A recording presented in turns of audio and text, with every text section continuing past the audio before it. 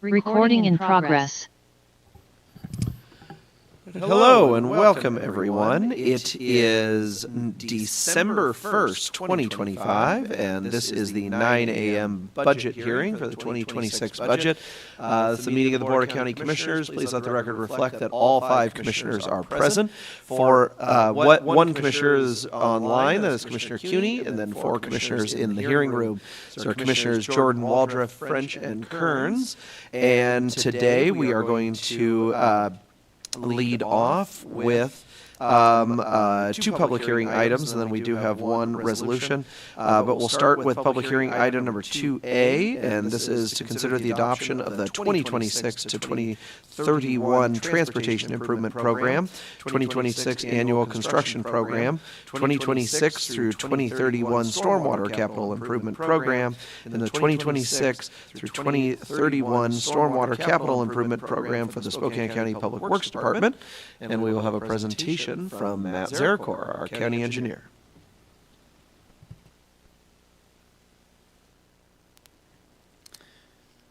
Good morning, and thank you, Commissioner.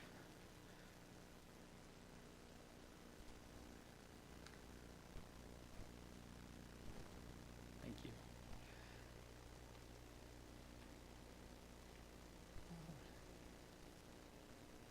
Next slide.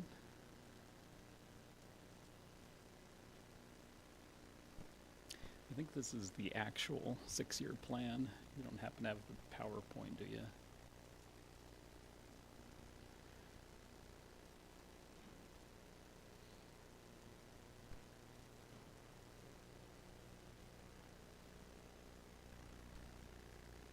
It wouldn't probably be inside that document.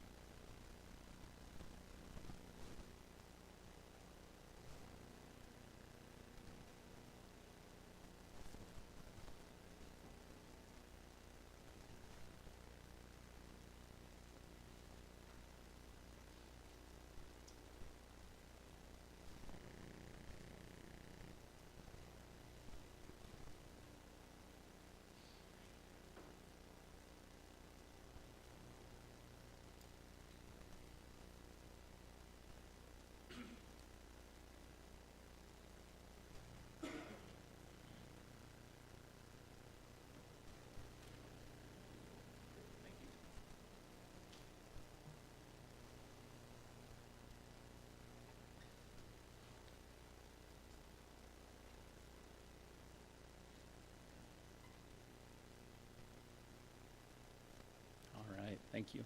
Next slide, please. So here we're going to start with the Transportation Improvement Program. You can see here we're showing the number of projects for each year, and 15 to 20, that's a pretty typical number for each year on the Capital Improvement Program. And the dollar values, the ones we trust are the near-term ones. The 15 to 20 is a pretty typical year for capital improvement programs unless we had something big like a Bigelow Gulch. So next year's a $15 million program. You can see in 27, we're projecting 21. The out years have a bunch of projects that we just need in the tip so we can go out and apply for grant funding for them. We don't anticipate getting all of those, so those are a little misleading. You know, we won't have a $60 million 2031. 15 to 20 is real typical for us. Next slide.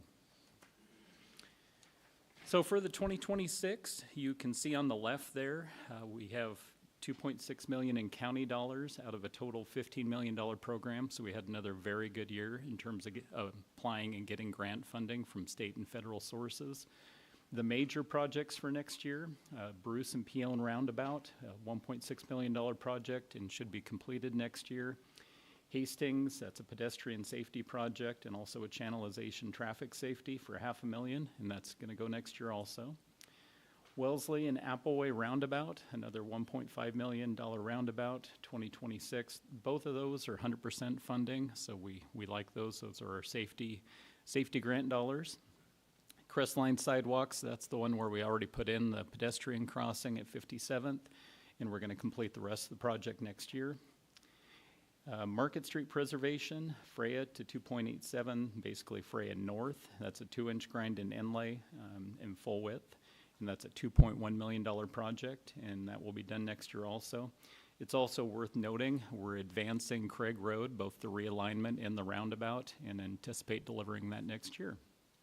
Next slide. Moving on to stormwater, you can see here we have a number of stormwater projects programmed for 2026, including Fruit Hill, Hastings and Pittsburgh, Low Road, Minidoka, and Moulter.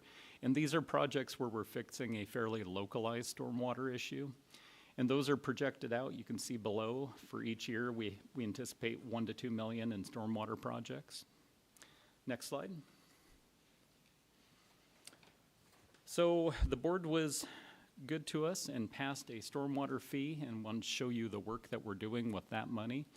And it's also worth noting right now we're going to perform all that work with existing staff, just trying to maintain what we have currently with staffing and see how that goes. So under the utility maintenance side, you can see that we're developing an inventory of our rural culverts. That's a very big lift. We have an incredible amount of rural culverts, and that's why that being countywide has been so beneficial to us, and we expect completing that inventory in 2028. We've been doing it for several years, and we have several more years left. Also, we're developing a tracking program to keep track of our ditching program, and that's been very successful. They piloted the project this year, and it's going quite well, just so we can inventory our ditches and keep track of when and how we maintained them, similar to the other assets that we have. And we're also working on a ranking and prioritization. We're going to do that immediately with the current inventory, and then we'll just adapt it as we get additional inventory information. We just want to get going on that project. As you might imagine, large diameter culverts and short span bridges have a lot of environmental permitting associated with them. So the sooner we get those in the pipeline, the sooner we can start putting them in the ground. Also, we're going to pilot a stormwater contract to clean culverts for $225,000. That's the budgeted amount. And the reason being is that's a very effective piece of work that we currently do to contract out. It's fairly hard on the equipment. You can imagine we're sucking up dirt and rocks with a Vactor and jet rodding culverts. And we've had pretty good success the times we've done it in the past, having contractors do that work. And that would take that off the plates of our folks and also keep our equipment in a little better shape because it is fairly hard on it. We're going to accelerate some small works projects in neighborhoods, similar to the ones we're doing now, but we're going to move some up.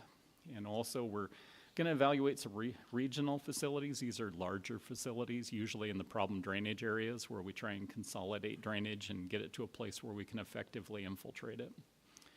We're going to be retrofitting some of our own ponds back to the original specifications. As you might imagine, over time, the pond bottoms get filled in. We get a lot of vegetation growth, and they just need to be revisited. Also, on the permitting side of things, we have quite a bit going on in the permitting world. They're adding the Little Spokane permit requirements. So we have a new drainage basin that we'll need to pay more attention to, and also always a big concern about outfalls from public roadways in particular into bodies of water, and there'll be new focus on the Little Spokane. We have a buy-in option for monitoring and effectiveness under the permit. That tends to be a very good deal for the municipalities, so we'll be buying into that, and we'll also continue developing the requirements for private facility inspection and enforcement. And you can see along the bottom there, that's kind of our intended plan for culvert replacement and permitting. We're going to put some money in there next year to develop and start on the permitting and any right-of-way acquisition and keep that moving forward. Next slide. So changing to wastewater capital improvement, you can see here that we have the 6-year plan.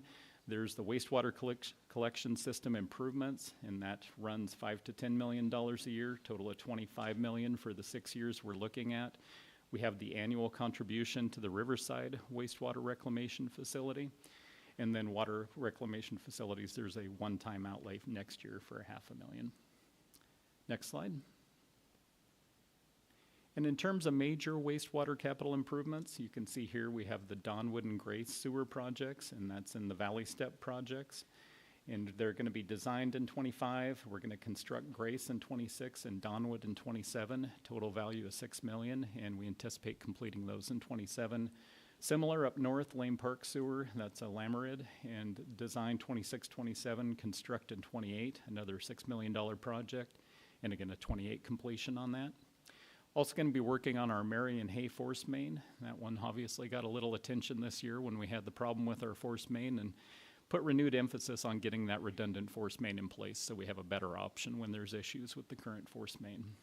And that'll be $2 million, and we anticipate completing it next year. Also looking at the undercrossing on Highway 2, that'll open up a new area to serve east of Highway 2. Estimated cost of 1.3 and completed in 2028. Then also, just like we touched on earlier, we have our share of the capital improvements at the city's wastewater treatment plant. We're 22.7% of any upgrades that go on, and that reserves us 10 million in capacity, 10 million gallons per day of capacity. So estimated cost of 1.6, and again, that'll be 2026 estimated share. Then the Mead Sewer extension, extending gravity sewer in Wilson and Florence. We're connecting up some dry sewer there in downtown Mead, and that'll be designed next year and built in 27. That's a $2 million project, and 2027 completion. Next slide, please. And that's my presentation. Happy to answer any questions. Any questions for Matt? Commissioner French? Yes, thank you, Mr. Zirkor. You mentioned in your presentation that the improvements for the Craig Road realignment and stuff would be part of this year's, next year's capital program. But it wasn't on the slide, but it is in the program? Yes, the Craig Road projects are all definitely in the program. Okay. Yep. Very good. Thank you. You bet.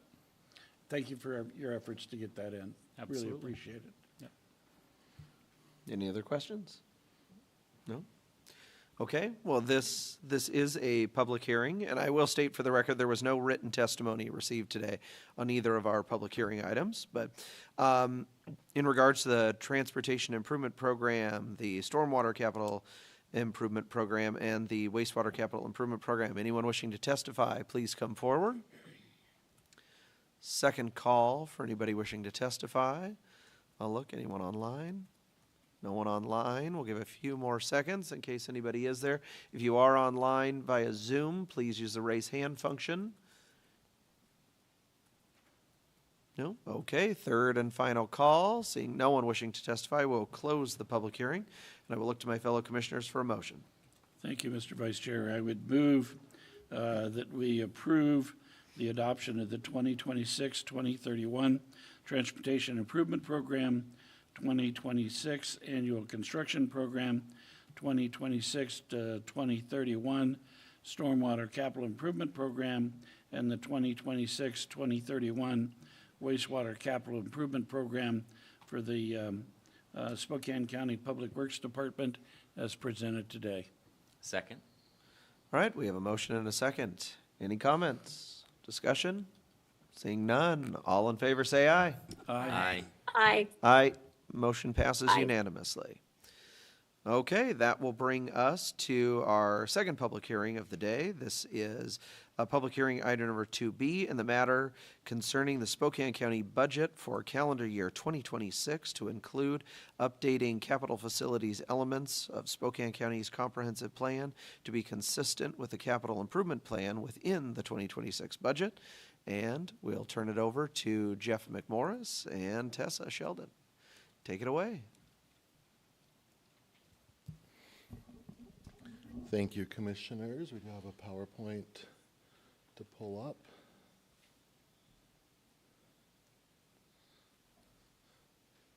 While she's pulling that up, I'll just say that nothing has changed since the work you guys have done over the last couple weeks. While we haven't had meetings through the Wasatch Conference and then Thanksgiving week, but we will give a relatively brief recap.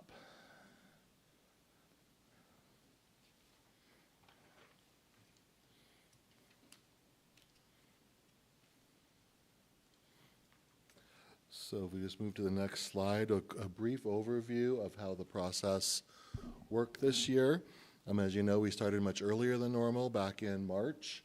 We had our revenue projections. All the agencies were giving target budgets, and those were flat to the 2025 actual numbers. And generally speaking, on average, costs go up about 7% a year between benefits, salaries, other inflationary pressures. So every agency and department was asked to trim 7% of their expenses in order to absorb the increased costs that will be coming. The agencies did their submissions. I believe every agency presented this year. It took a lot longer than normal, but we had a very robust discussion just to get through a more challenging time. And then we had board deliberations.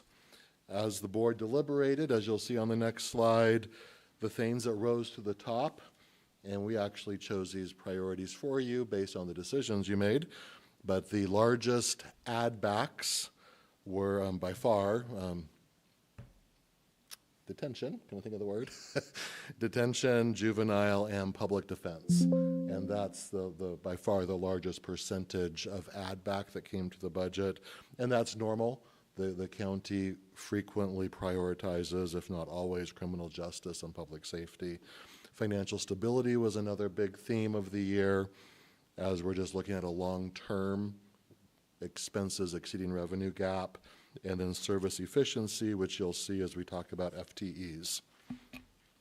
The next slide shows the same graph we started with. However, when we started the year, you were seeing what are now the dotted lines.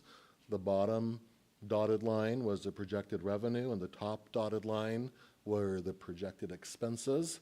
Easy math there, a $20 million gap that we've been talking about all year long.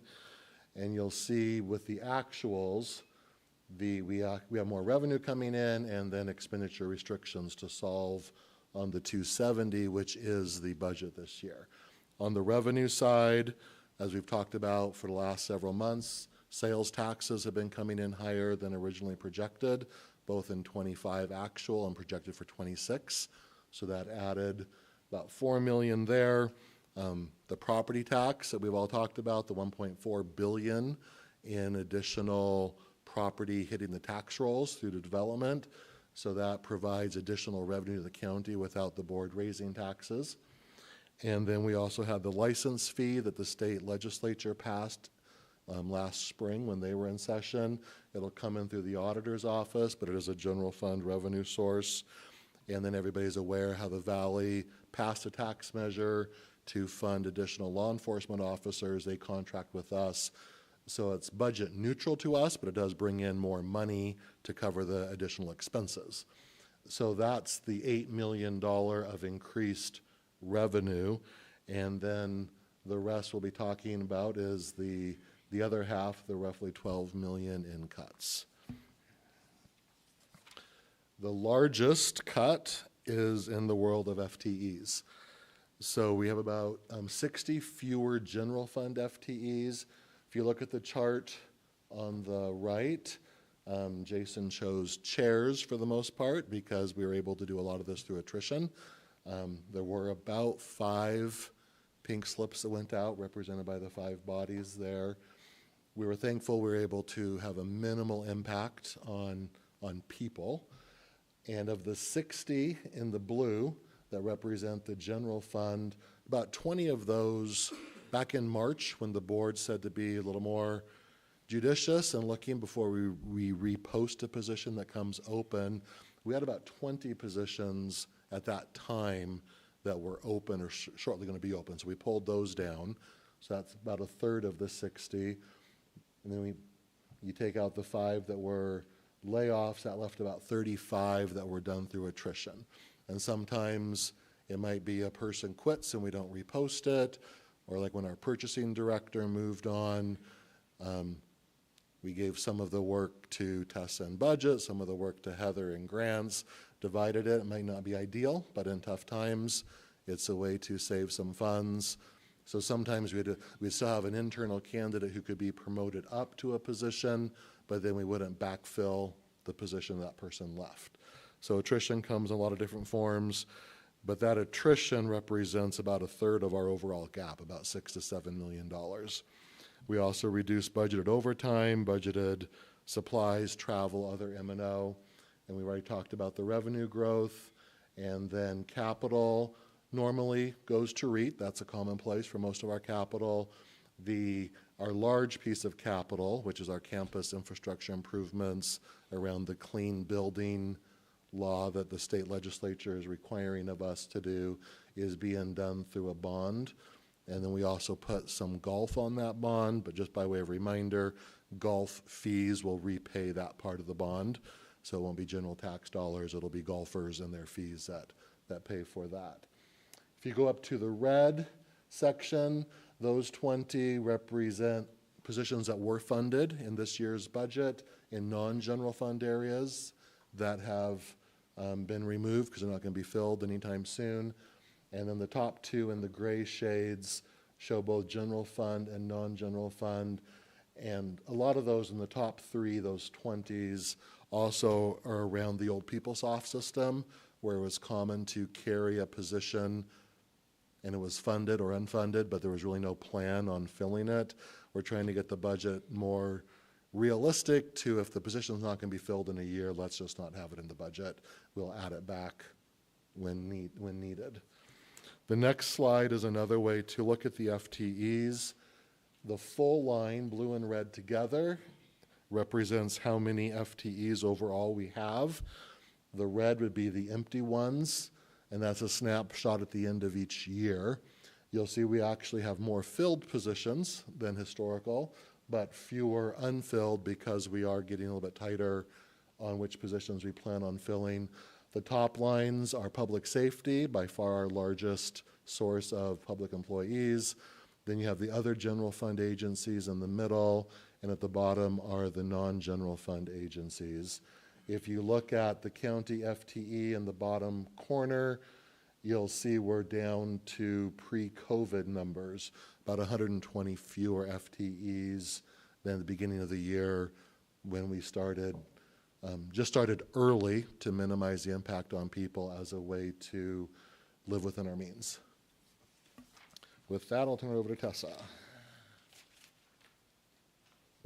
Alrighty, I'll recap some of the numbers and facts and figures. One more. Go ahead. Commissioner French? Before you, and Mr. McMorris, I'm going to ask that you come back up. And would you go back 4 slides? The one with the graph. There you go.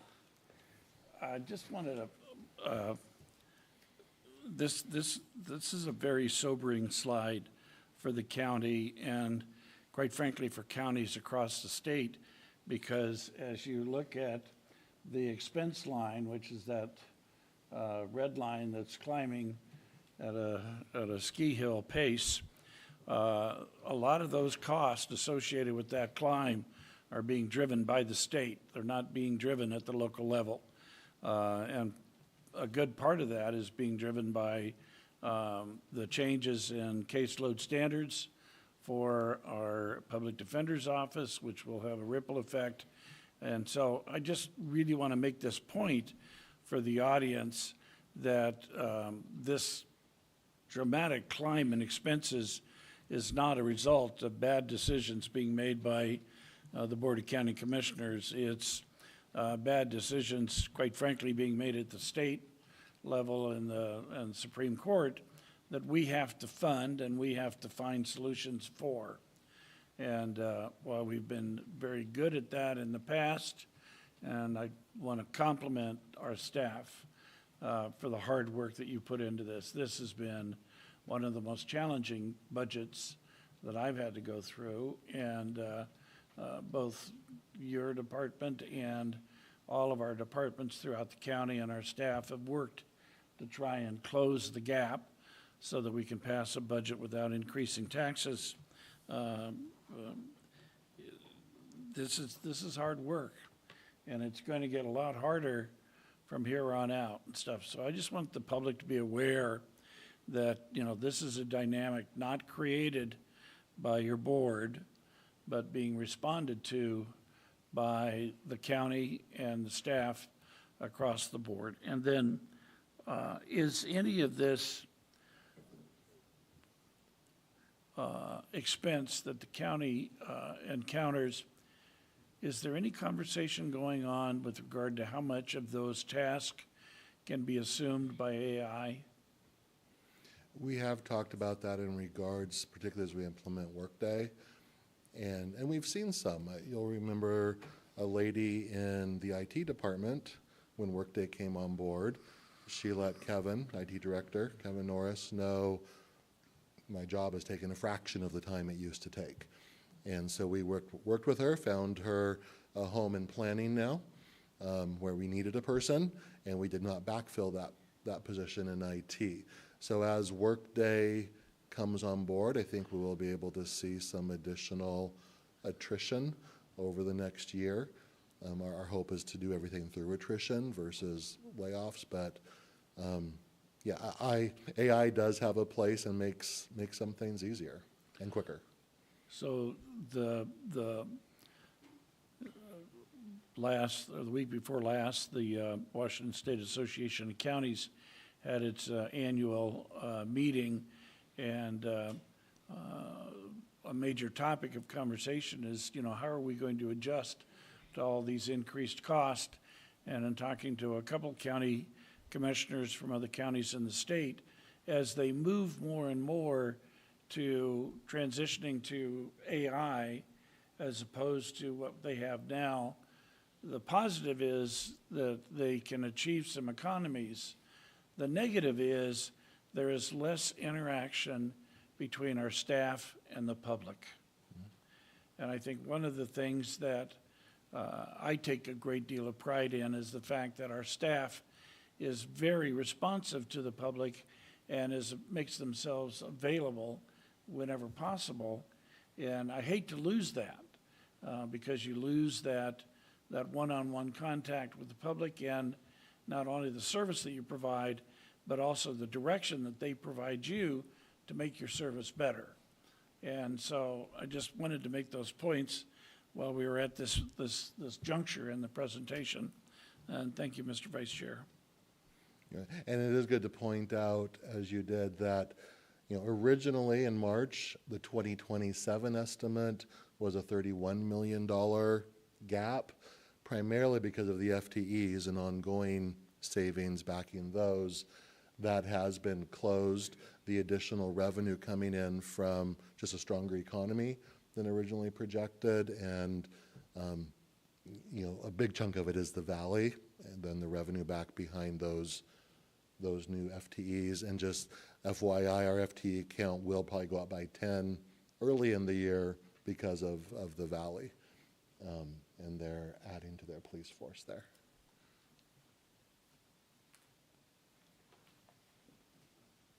Perfect. Alrighty, back into the boring numbers here. We have a total proposed budget of $983 million. That is all funds, all in for Spokane County for 2026. Breaking that up a little bit, we have $282 million for the general fund expenditures, $355 million for special revenue funds.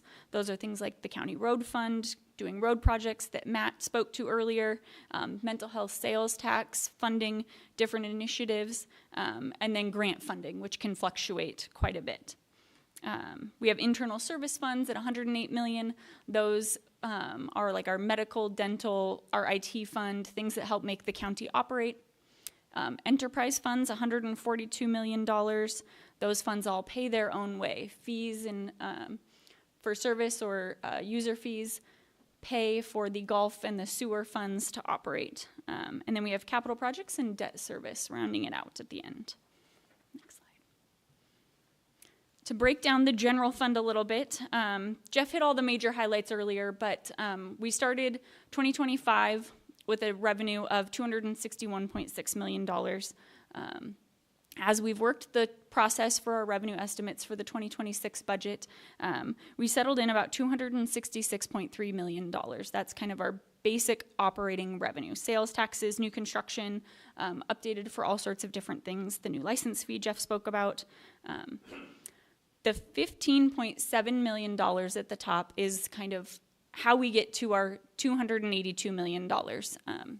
So we had some small increases at the very, very, very end of our decision-making process. We felt confident in increasing our sales tax estimates by an additional 0.2%. Thank you, sales tax expert back there. And then property tax, we got the state assessed value at $99,000, excuse me. And then a little bit of pools revenue as we kind of were rounding the process through in the green slice for some increased revenue projections. The red slice is the sheriff contract revenue that Jeff was speaking about. So the city of Spokane Valley contracts for law enforcement services. That's a budget neutral, so revenues and expenses are matched.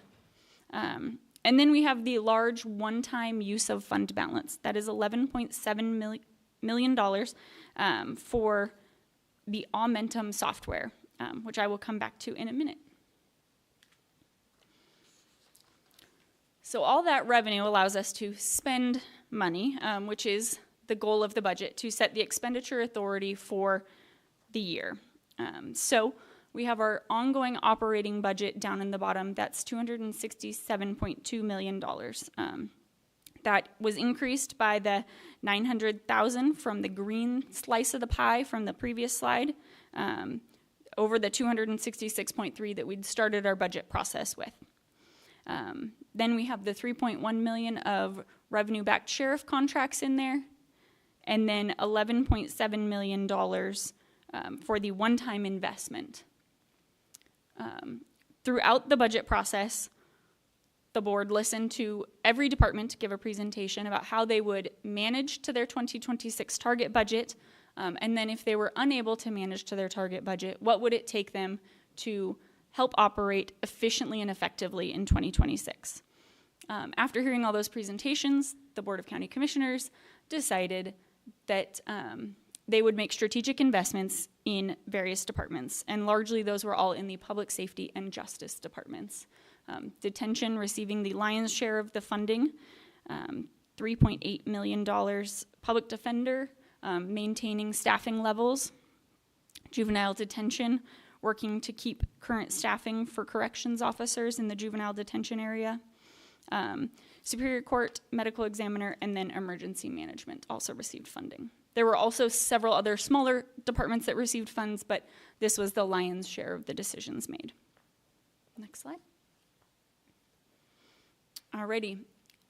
We've also invested heavily in our capital going into 2026's budget.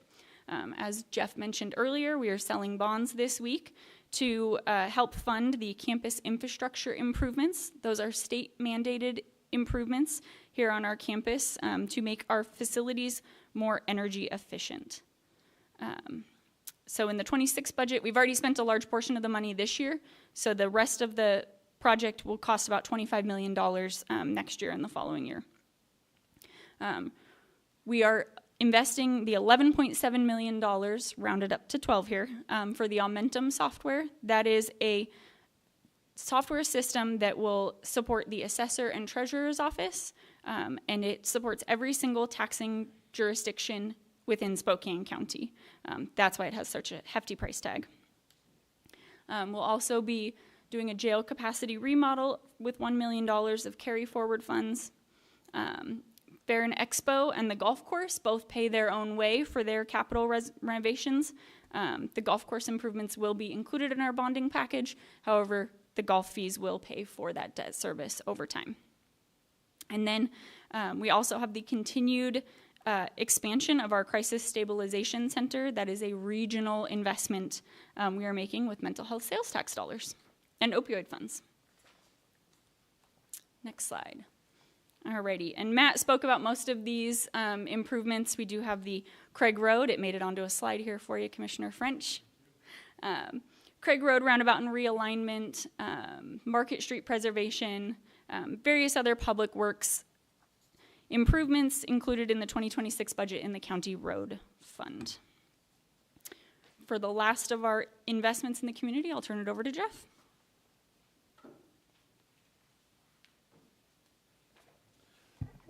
So I want to point out the original slide that we talked about with the graph that showed a 270 million. That's the number for our ongoing operating budget. The budget's at 282 because of that extra 12 million for Aumentum. You have to add it in for expenditure authority.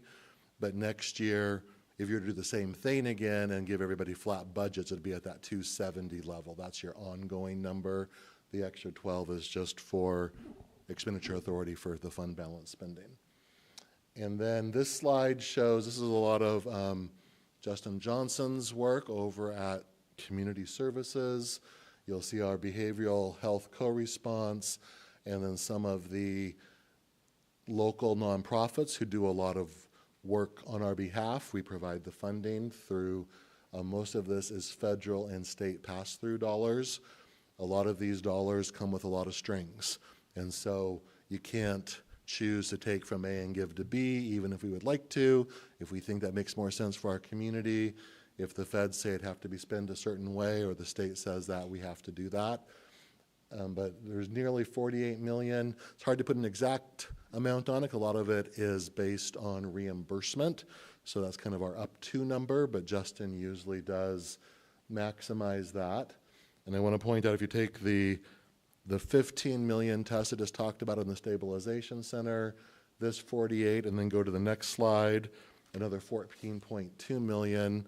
We're getting close to $80 million in this arena of human services. This is more George Dahl's housing side.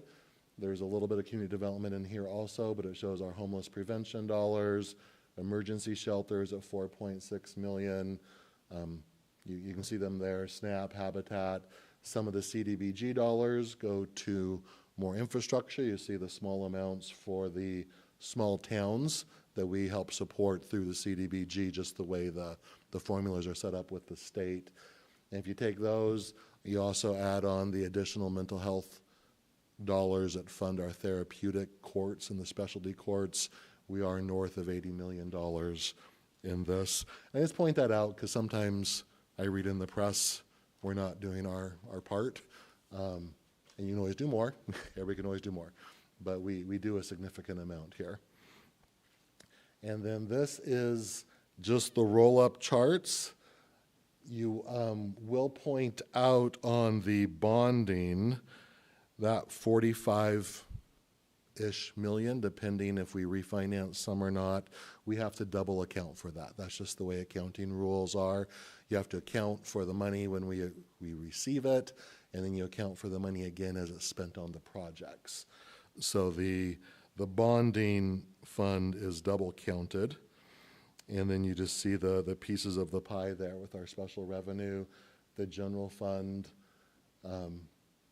comparison year over year between 25 and 26. But the reason you see that huge jump from 864 overall to 982 is the double accounting of the bonding. It also accounts for the 12 billion for Aumentum that came from fund balance, so there's an extra $100 million there. And that is our presentation, unless there are questions. Do we have any questions? No? Okay. Well, this is a public hearing, so we will open it up to anyone wishing to testify on the 2026 budget. First call for anybody wishing to testify. Is there anybody online? No one online. Second call. Third and final call. Seeing no one there. We will close the public hearing, and I will look to my fellow commissioners for a motion.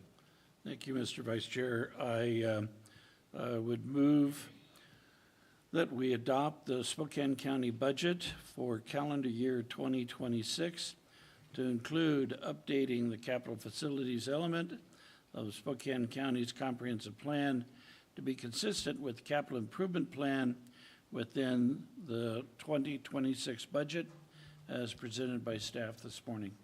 Second. We have a motion and a second. Any discussion? Any comments? Commissioner Waldron. I just wanted to thank the budget staff again for all their hard work this year. This was a lot. And you guys kept on us in a good way to stay on track so we be on time to make our balanced budget decision this year. So thank you.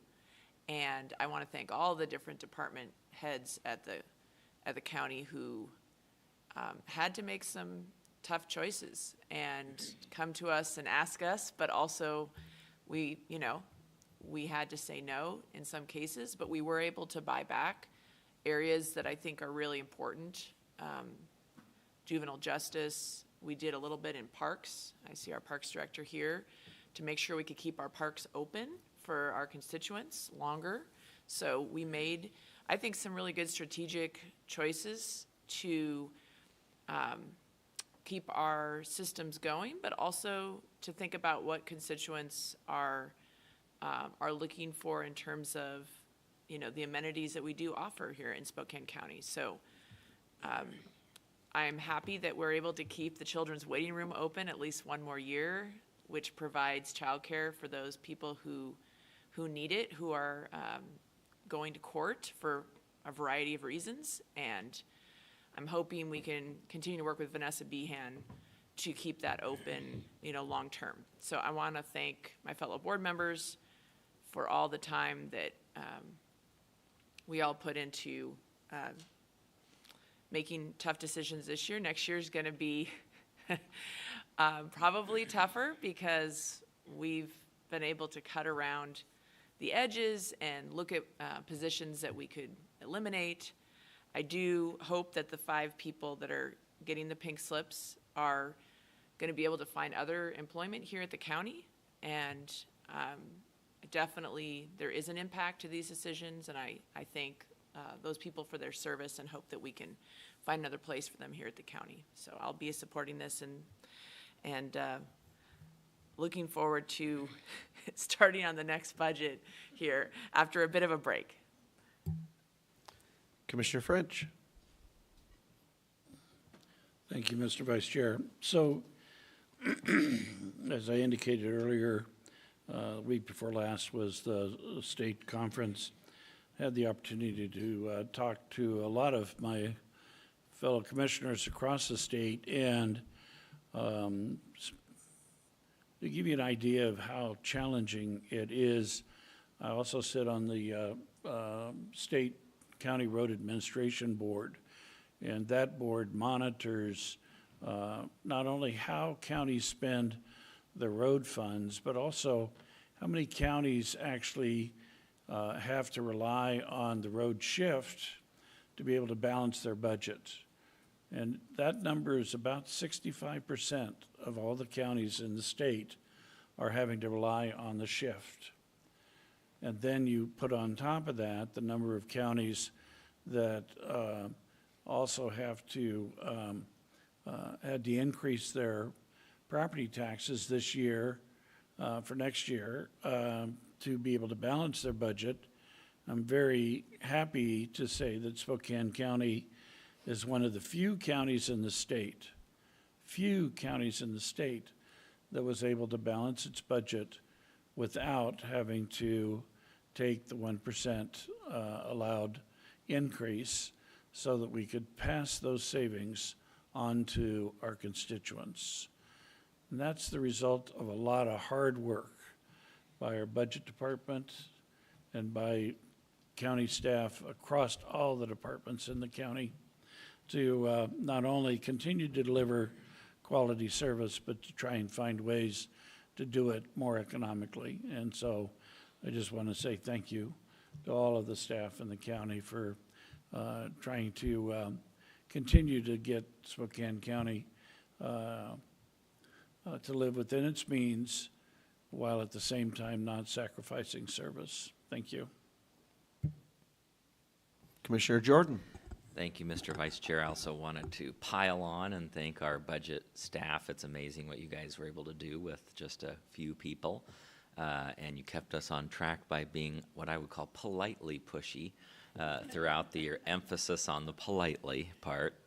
But it was a tough budget process, as everybody said, starting with a $15 to $20 million kind of projected gap for the year. At one point we had, pool closures on the table at parks. It was looking pretty rough.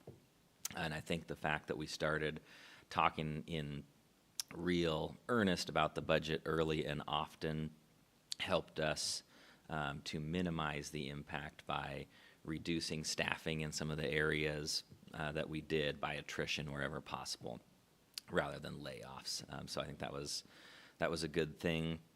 We've heard that we continue to project a structural deficit going forward, so we're going to need to continue the work. This budget, has a few disappointments.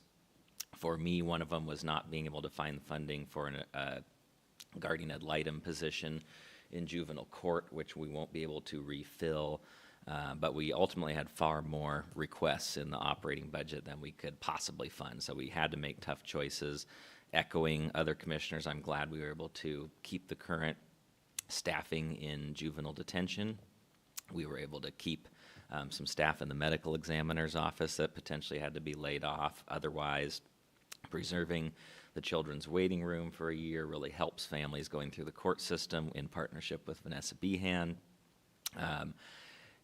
We were also able to protect what limited classes and programs we do have in the jail, including breaking barriers, opioid awareness, parenting classes, some reentry support, which helps reduce reoffenses when inmates come from the jail back into the community. I think that's important for public safety that we were able to do that in this budget. We're also able to provide adequate funding, I think, for the prosecutor's office and sheriff's department to not do layoffs there, keep the public safe. I know that the courts are still under a lot of pressure, and as Commissioner French indicated, I think public defense is going to continue to be an area of increasing need that we're going to need to keep working on. So the budget is a guide, and I think it's a good plan for the year. Appreciate all the collaboration, creativity, and partnership from our department heads to look for savings wherever we could find it, and with that, I'll be supporting the budget. Commissioner Cuney. Yes, thank you. Just again, it's been a long process. We've been through this before, but I think the budget office did a great job of the initial projections and getting everybody thinking about this back in the spring, and then we really hit it hard in July. So it's been a process that the budget office and all of our departments have been really looking at to see where to keep costs down as best we can. It's hard to increase revenues on a lot of things, and the costs just seem to, as Commissioner French said, seem to keep piling up from the state requirements that are forced upon the counties. So it was a tough budget year. I think we came through with a balanced budget that we can all feel we did the best we could to make everything happen. Yes, there were more requests than revenue to fund those requests, but I think we did a great job in really coming together to keep it a conservative budget for our citizens, but focusing on the responsibilities we have of public safety and the services that our citizens want. So I'm going to be supporting the budget as the discussion was on some of the bonds that we're selling. I'm actually back here to sell those bonds right now, so that's why I couldn't be there in person. So important things happening. And I think that helps us, selling these bonds, keep it as a long-term, help our future budgets as we look at doing this as a long-term perspective. So thank you, and I'll be supporting it. All right. Yeah, I'll echo much of what was said. Just thank you so much to our staff, our department heads, elected officials that really came to the table and helped us bring this home and close this gap. A huge shout out to our budget staff. You guys did tremendous work. Jeff, Tessa, Jason, Patrick up there. The work that Heather did as well. Want a huge shout out also to Mr. Amacio and the work that you've done over this year with us, coming in, helping keeping us in line. Scott Simmons for the work that our CEO has done. Matt, as always, for keeping us out of jail. We appreciate that. A lot of folks behind the scenes that don't always get a lot of attention. Pat, Martha Lou, and Charissa for helping push out all the information about our budget roundtables, which we had 3 of them. Also want to highlight that. And thanks to the folks that either attended in person or watched those online. And then also, to the 5 folks that keep us in line. So Chrissy, Mary, Victoria, Brenda, and Ron, thank you for the work that you guys do behind the scenes, making sure that we're in the right place at the right time and doing the right stuff. So, and again, a big thank you to all of my seatmates here. This definitely was a team effort to bring this one home. And Shelley and Gina, thank you for making sure all the documents are ready for us to sign. And today, when we sign this, bring it home. Budget that is balanced, as stated, and no tax increases to make it balanced. So thank you for everybody for all of your hard work in this process.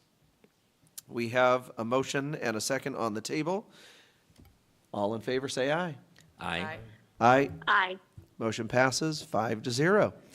That will bring us to our final item on this budget hearing. This is a resolution in the matter of certifying to the Spokane County Assessor the amount of taxes levied in 2025 to be collected in 2026 upon the property of in Spokane County for county purposes from the general fund, road fund, and conservation futures. Do I have a motion? Mr. Vice Chair, I would move that we certify to the Spokane County Assessor the amount of taxes levied in 2025 to be collected in 2026 upon the property in Spokane County for county purposes from the general fund, road fund, and conservation futures. Thank you. Second? I have a motion and a second. Any comment? Seeing none, all in favor say aye. Aye. Aye. Aye. Motion passes 5-0.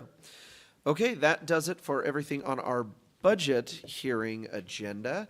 I will pass it down to Matt, who will kind of give us direction here. We are a little over time, but we will reconvene over in the conference room. Yes, I believe we are adjourning our budget hearing and then reconvening and starting our strategic planning over in the conference room. Okay. Thank you for those that have joined us on Zoom. If you'd like to join us right across the street over there in our conference room, you're more than welcome to. We'll be over there shortly, just going to sign some documents, and we'll reconvene probably in roughly 10 minutes. We're adjourned.